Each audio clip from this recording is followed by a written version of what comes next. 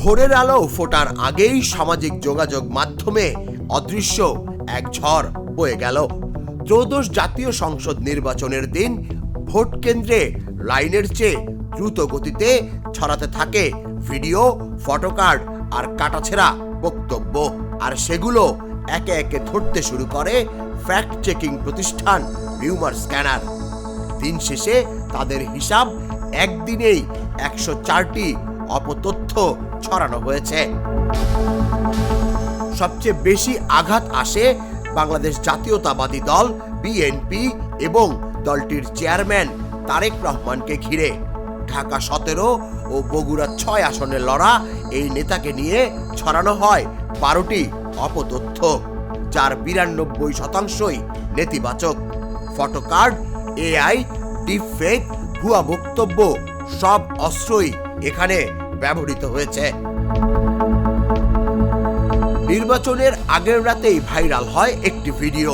দিনের ভোট রাতে নেওয়া হচ্ছে, কিন্তু রিউমার স্ক্যানার যাচাই বলছে সেটি 2024 সালের উপজেলা নির্বাচন। আরেকটি ভিডিওতে ব্যালটে সিল দেওয়ার দৃশ্য দাবি করা হয় রাতের ভোট চলছে। তদন্তে ধরা পড়ে সেটি এআই নির্মিত। রাতের ভোট শব্দটি 2018 সালের নির্বাচনের বিতর্ক থেকে উঠে এলেও এবার সেটিকে ব্যবহার করা হয়েছে ভয়ের আবহ তৈরি করতে।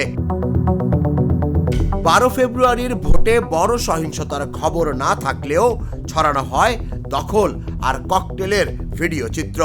লক্ষ্মীপুর 1 আসনের নামে প্রচারিত একটি দৃশ্যের সত্যতা খুঁজতে গিয়ে দেখা যায় সেটি 2021 সালের। সেনা বিদ্রোহের গুজব, ডিএমপি কমিশনারের ভোট দিতে না পারার বিভ্রান্তিকর ভিডিও সবই একই কৌশল। পুরনো ফুটেজ, কাটা বক্তব্য আর নতুন সব ক্যাপশন। দলভিত্তিক বিশ্লেষণে বিএনপিকে ঘিরে 52টি অপতথ্য, জামায়াতে ইসলামীকে নিয়ে 21টি আর জাতীয় নাগরিক পার্টি এনসিপিকে ঘিরে 10টি শনাক্ত করা হয়েছে। দিন শেষে এটা স্পষ্ট, ভোট কেন্দ্রে ব্যালটের লড়াই যতটা তার চেয়ে কম নয় অনলাইনের তথ্যযুদ্ধ।